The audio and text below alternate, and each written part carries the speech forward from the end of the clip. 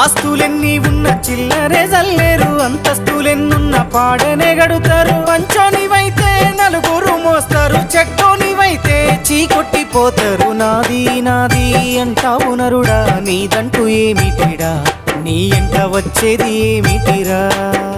బొందల గడ్డల జానెడు జాగను సంపాదించుకోరా, ఎకరాలు నీ వెనక రావు గదా.